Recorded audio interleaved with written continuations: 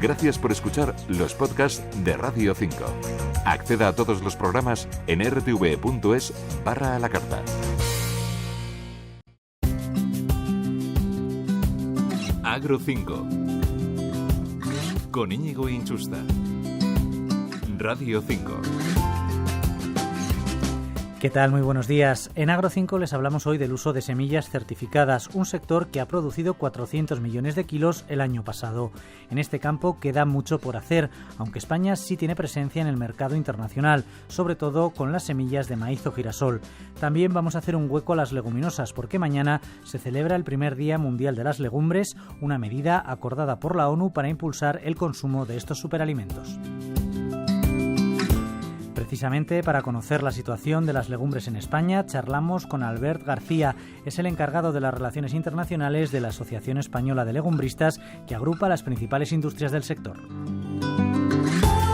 En Agro 5 les contamos también las novedades para la pesca del atún rojo este año, el estado de las negociaciones en el sector remolachero, la situación del sector lácteo gallego o el escenario que puede abrirse en la cadena de alimentación Día tras la OPA presentada por su principal accionista, el ruso Mikhail Fridman. Eso sí, antes de empezar, un saludo de Salomón Redón en la parte técnica y en nombre de las emisoras de Radio Nacional y del área de economía que hacen posible este programa, Íñigo Inchusta. Comenzamos. Agro 5, las noticias del campo. Radio 5, todo noticias.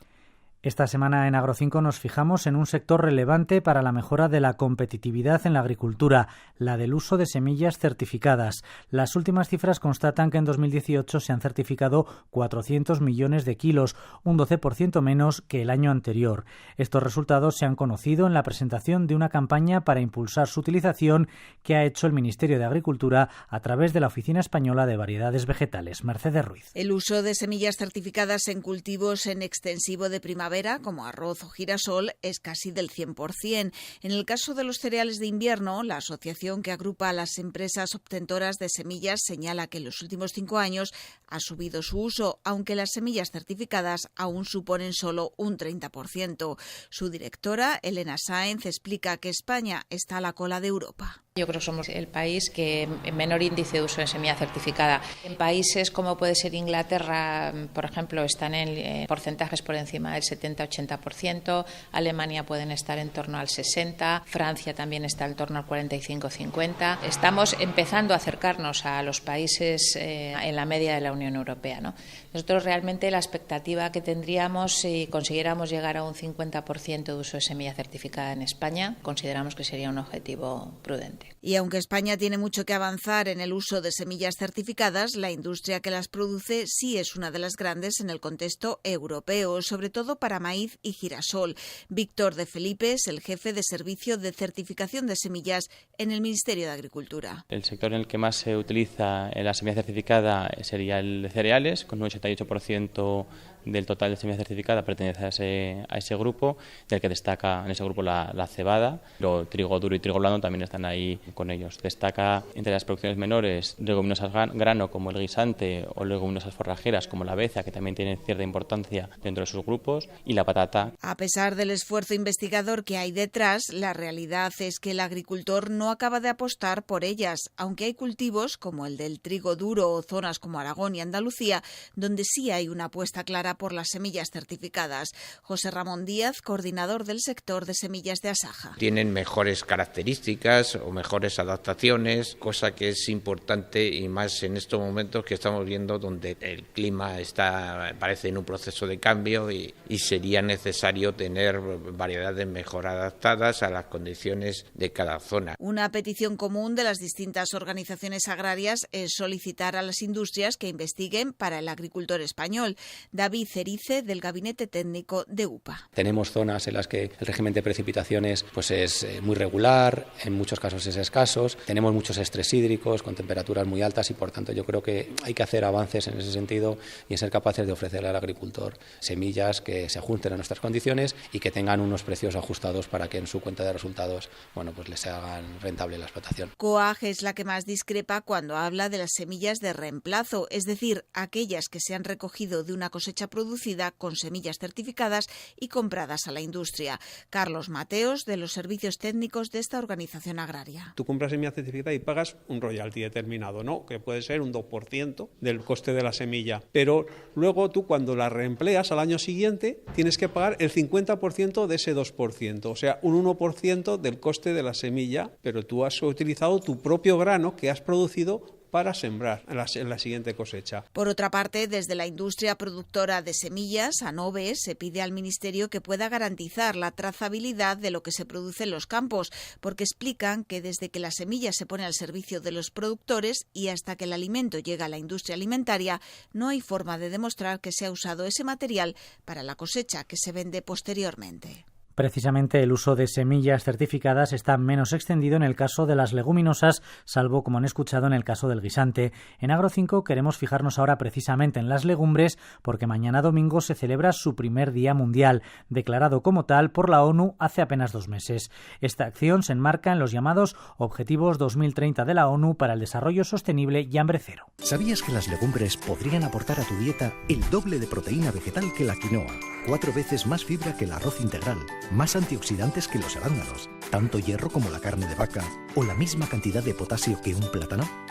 ¿Y sabías que las legumbres están libres de gluten, colesterol o sodio y nos ayudan a prevenir multitud de enfermedades? Y si te preocupa el medio ambiente, el cultivo de legumbres es 100% sostenible, por su escasa necesidad de agua, su alta resistencia a sequía y las heladas, porque ayudan a fijar nitrógeno en el suelo y por su mínima huella de carbono. Las legumbres son consideradas un superalimento. Naciones Unidas ha dado un paso más al establecer el Día Mundial de las Legumbres cada 10 de febrero para impulsar el desarrollo de este cultivo.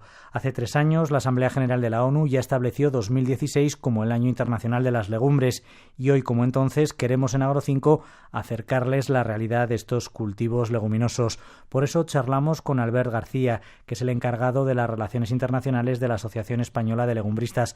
Lo primero, buenos días y gracias por estar en Agro5. Muy buenos días. España produce cerca de 74.000 toneladas de legumbres al año, casi la mitad es producción de garbanzo y le siguen las lentejas y alubias. Estas cifras, no obstante, suponen la mitad del consumo en el país, que supera las 140.000 toneladas.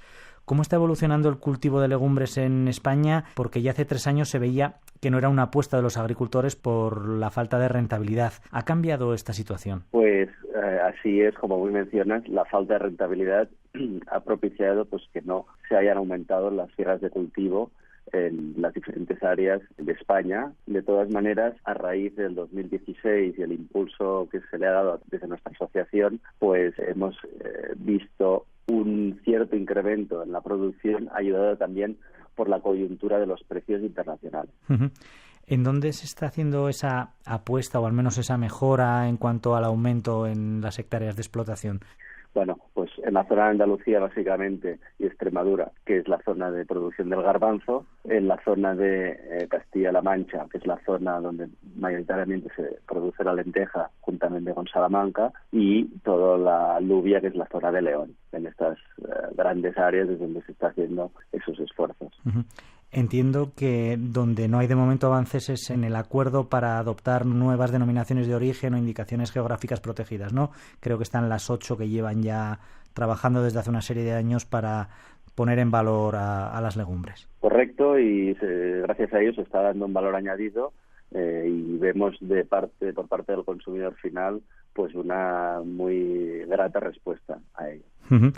Si miramos al consumo precisamente, los últimos datos están señalando un incremento de hasta los 3 kilos de legumbres por persona y año.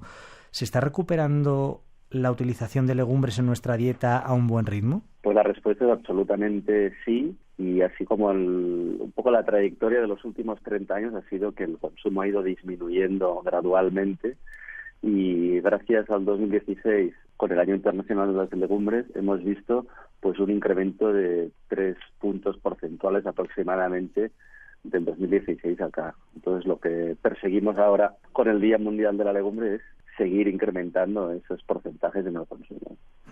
¿Cree que efectivamente esa apuesta por las dietas más saludables, más sanas y de acuerdo a la campaña que ustedes ponen en marcha ahora para promocionar su consumo, efectivamente se va a poder extender la idea de que la legumbre es un superalimento y que lo tenemos aquí al lado?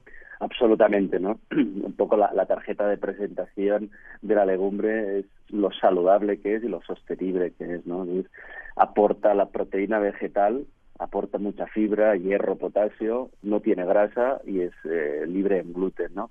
Y desde el punto de vista de la sostenibilidad, pues requiere muy poco consumo de agua para su cultivo y tiene la propiedad de fijación de nitrógeno en la tierra, con lo cual hay una menor emisión de CO2 a la atmósfera. Entonces, pues la carta que yo creo de presentación es inmejorable. Y como decía usted, mañana se celebra ese primer Día Mundial de las Legumbres impulsado por la ONU. ¿Qué está buscando Naciones Unidas con este reconocimiento a nivel mundial, a nivel global, saliendo ya, en este caso, de la visión de la legumbre en España?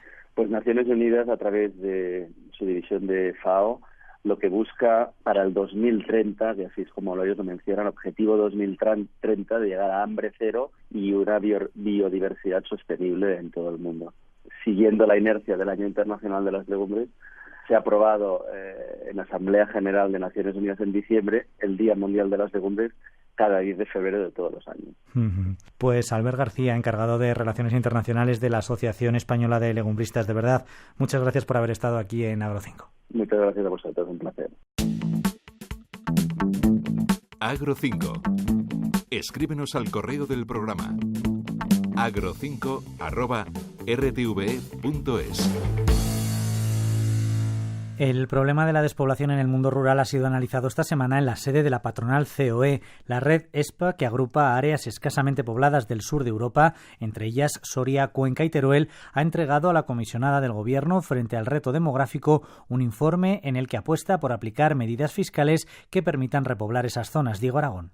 Apuestan por medidas fiscales por la inmediatez que tendrían sus efectos. Se pretende bajar las principales figuras impositivas, como pueden ser el impuesto sobre la renta, el de patrimonio o el de sociedades. José Antonio Erce es el responsable del proyecto. Los sujetos a ese impuesto, empresas, autónomos o particulares, mientras sean residentes o con la condición de que sean residentes de estos territorios, finalmente paguen la mitad de lo que en circunstancias normales pagarían por todos esos impuestos. Esta rebaja fiscal se aplicaría a las zonas con una densidad de población inferior al límite de los 12 habitantes y medio por kilómetro cuadrado. Es lo denominado como ultraperiferia demográfica española, que incluye las provincias de Cuenca, Soria y Teruel. Sin embargo, las capitales y algunas ciudades superan ese límite, por lo que no se les aplicaría la rebaja y ya se contemplan medidas para evitar la picaresca española. Primero, establecer esa zonificación y segundo, establecer todas las cautelas para que no hubiera un juego estratégico de contribuyentes que no son residentes en esas zonas, pero que pueden optar por declarar su residencia fiscal en esas zonas y ordeñar el sistema aprovechándose de las deducciones. El coste de estas medidas se calcula en unos 335 millones de euros anuales, que conllevarían un incremento del PIB de 260 millones junto a la creación de 4.000 puestos de trabajo. Una discriminación positiva similar a la que ya se aplica en territorios como las Islas Canarias o las ciudades autónomas de Ceuta y Melilla, y que no solo favorecería a los habitantes de zonas despobladas, sino también a posibles futuros pobladores. Nos detenemos ahora en la activación de una medida para facilitar la incorporación de los jóvenes al campo. El Ministerio de Agricultura, a través de SAECA, el organismo público que presta avales para facilitar ese acceso a la financiación en el sector primario, ha firmado un acuerdo con Extremadura para establecer un instrumento financiero que lo haga posible. Esta comunidad se convierte en la segunda tras Castilla y León, que va a emplear ese instrumento para avalar los proyectos de incorporación de jóvenes al campo y también la modernización de industrias agroalimentarias. La Junta de Extremadura pone sobre la mesa de momento 5.099.000 euros para esos objetivos, con voluntad de ampliar la partida. La consejera Begoña García explica los problemas que hay actualmente para cobrar esas subvenciones. En este momento, los jóvenes que quieren incorporarse al sector agrario presentan su proyecto y una vez que tienen la luz verde de la Administración, de la subvención, tienen que hacer las compras, las inversiones y hasta que no presentan todas y cada una de las facturas, no reciben el primer pago del 60%. En ocasiones estos trámites suponen más de un año y así es muy difícil. Ir pagando facturas durante más de un año es muy difícil para abrir un negocio. En Agro 5 les contamos ahora las últimas novedades para la pesquería del atún rojo con el Real Decreto aprobado ayer en Consejo de Ministros. La norma incorpora las novedades tras sustituir el plan de recuperación por un plan de gestión, una decisión que se adoptó en noviembre por el organismo internacional que es responsable de la conservación de esta especie en el Atlántico y mares adyacentes. En declaraciones a este programa, la secretaria general de Pesca destaca que se mantienen los instrumentos de control, pero que habrá más flexibilidad para las temporadas de captura. Alicia Villauriz también subraya que con este decreto volverán a pescar atún rojo algunos segmentos de flota que tuvieron que dejar de hacerlo en 2006. Estarán en la actividad las almadrabas, que seguían estando, los buques de cebo vivo del Cantábrico, el palangre de superficie del Mediterráneo, la línea de mano del estrecho y cerco del Mediterráneo, y también pues aquellas otras que, como mencionábamos, artesanales del Mediterráneo, estrecho y Canarias. La principal novedad, no obstante, es la vuelta de la flota canaria. Se le puede hacer hueco a la flota canaria, que estaba pues ausente en esta etapa de recuperación del stock, y también una serie de ajustes a otros artesanales e incluso habilitar un pequeño porcentaje de captura accesoria en caso de un par de artes de pesca también, que antes pues estaban muy limitadas. En el caso de Canarias, el Ministerio ultima una resolución para establecer cómo va a gestionar esta pesquería esa flota. Agro 5 con la agricultura. Cambiamos radicalmente de asunto para referirnos a los problemas que persisten en el sector de los cítricos. Esta semana el ministro de Agricultura ha anunciado que en marzo va a reunir al sector y a las comunidades autónomas implicadas para estudiar medidas que den estabilidad al sector. Luis Plana recuerda que España es la sexta potencia en el mundo y primera en exportaciones en fresco e insiste en que en un mercado globalizado hay que responder con innovación y mejorando los mecanismos de producción y comercialización. Creo que es muy importante todo lo que se refiere a la organización del sector, al funcionamiento de la interprofesional, al funcionamiento y al desarrollo de las OPEs, de las organizaciones de productores, como mecanismo también de regulación del mercado, y evidentemente a todas las demás cuestiones, incluido las cuestiones comerciales y fitosanitarias y su seguimiento.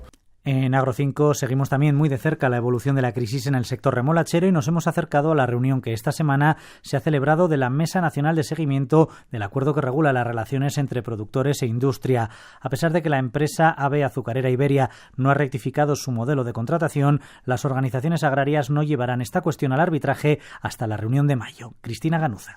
El sector remolachero en Castilla y León afronta con incertidumbres este escenario, ya que de las 24.000 hectáreas plantadas en esta comunidad, la empresa AVE Azucarera Iberia contrata la producción de 14.000, mientras que la cooperativa Acor compra las otras 10.000 hectáreas. Tras la reunión de la mesa, las organizaciones agrarias no han formalizado su amenaza de ir al arbitraje, aunque la principal industria del sector sigue adelante con su nuevo modelo de contratación presentado en diciembre. Ignacio Senovilla es el secretario de Agricultura de UPA. La remolacha se siembra dentro de 20 días y si nosotros vamos al arbitraje nos encontramos en este momento de que no vamos a resolver el problema del remolachero que siembre o no siembre. Entonces la asesoría jurídica nos han asegurado que sería más interesante a final ya de la siembra.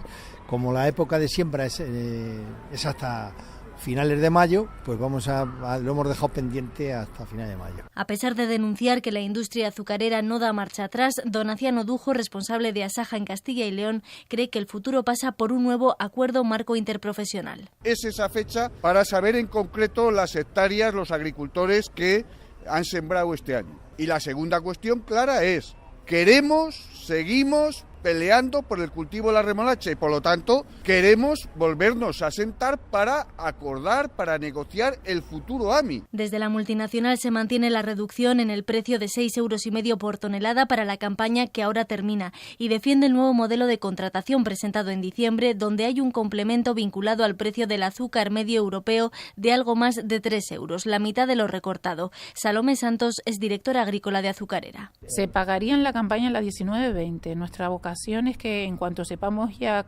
cuál va a ser el precio del azúcar en la próxima campaña, y eso vamos a tener ya una información muy cierta en torno a enero del próximo año, lo pagaríamos durante la campaña 19-20. Las organizaciones agrarias son conscientes de que la principal cooperativa del sector solo podría absorber la producción de 4.000 de las 14.000 hectáreas ahora contratadas con Azucarera. Y en Agro5 también seguimos atentos a la evolución del sector lácteo, que no acaba de levantar cabeza. Eso sí, podemos contarles esta semana que el gobierno gallego ha anunciado la próxima puesta en marcha de un plan estratégico en esa comunidad, que es la principal demanda de los ganaderos gallegos, mientras el sector en su conjunto espera el Real Decreto sobre el paquete lácteo, que lleva más de 2 años negociándose. Radio Nacional en Santiago de Compostela, Cristina Pérez. Los ganaderos gallegos quieren que la Administración se implique activamente para evitar que la industria y la distribución acaben imponiendo precios por debajo de los costes de producción. De hecho, las explotaciones gallegas perciben 2 céntimos menos que la media estatal, 32 por litro, aunque esta comunidad es deficitaria en producción de leche. El secretario xeral de Unións Agrarias, Roberto García, cree que no existe una negociación real de precios, así que insta a la Administración a que la garantice con estas 3 medidas. Acelerar canto antes o decreto do paquete lácteo que obriga a industria a ter que negociar cas OPEs e non cos gandeiros individuales, porque vai chegar xa tarde cando os contratos teñen que firmados 1 de abril e ainda non saliu publicado o decreto. Segundo, figuras como a do mediador na negociación é imprescindible. Terceiro, que un organismo dependente do Ministerio de Economía, como é o Tribunal de Defensa da Competencia, deixar de xogar un papel de reventar a negociación. A este respecto, el secretario general de Agricultura del Ministerio, Fernando Miranda, ha anunciado la aprobación del decreto del paquete lácteo, que dará más margen de negociación a las organizaciones de productores, pero también ha subrayado que, más allá de la mediación, en un mercado libre, la Administración no puede fijar precios. La Administración no puede obligar a que se pague un precio mínimo ni a que se negocie, es decir, eso lo establece la normativa comunitaria. La mediación, por ejemplo, está recogida dentro de lo que es la normativa española e incluso dentro de la interprofesional láctea hay un procedimiento de mediación que está perfectamente articulado. El secretario general del Ministerio atribuye los bajos precios de la leche gallega, entre otros factores, a la falta de cooperativas fuertes de productores y a los problemas de acceso al territorio. Cada año se cierran en Galicia un 5% de explotaciones lecheras. Actualmente quedan 8.000, 3.000 menos que hace un lustro. Y hoy terminamos Agro5 contándoles el anuncio de una OPA sobre la cadena de alimentación Día. El magnate ruso Mikhail Friedman ofrece comprar el 70,9% de las acciones que aún no controla. Sergio Fernández. La tercera cadena de supermercados más grande en España ha sufrido esta semana un auténtico rally en los mercados. El magnate ruso Mikhail Friedman ha puesto sobre la mesa 300 millones de euros para hacerse con el 70% de las acciones que aún no controla, lo que le daría el dominio financiero del grupo Día. En concreto, Friedman está dispuesto a pagar 67 céntimos por acción, un precio superior al valor que tiene la compañía desde que fue expulsada del IBEX, aunque muy por debajo del precio de hace 12 meses. Felipe López es analista en Selfbank. Realmente, aunque los actuales accionistas acudan a la oferta, la mayoría de ellos habrán visto cómo esa inversión que realizaron en su momento en acciones de Día pues ha tenido pérdidas. Los pequeños accionistas han considerado que la oferta del ruso está por debajo del valor real de la compañía y mientras tanto Día presentaba sus resultados en 2018 con unas pérdidas de 350 millones de euros. La directiva ha anunciado un ERE para reducir gastos que podría dejar en la calle a 2.100 trabajadores de la plantilla, una respuesta desproporcionada según Aurora Richarte, de Comisiones Obreras. Sabíamos que alguna decisión se tenía que tomar porque la situación de la empresa es una situación muy difícil, muy complicada en estos últimos meses o casi años. No esperábamos una cifra tan grande, ¿no?, de despidos, nos ha sorprendido un poco. Además, el Grupo Día augura un 2019 austero, con una inversión mínima para reducir su elevada deuda. Nosotros nos vamos, ya saben que pueden escucharnos en la web rtve.es a la carta, también pueden encontrarnos en redes sociales como Twitter, agro5rne, o aportarnos sus propuestas en el correo electrónico agro5@rtve.es, el 5 con número. Mientras tanto, ya saben, disfruten todo lo que puedan y volvemos dentro de 7 días, aquí, por supuesto, en Radio Nacional de España.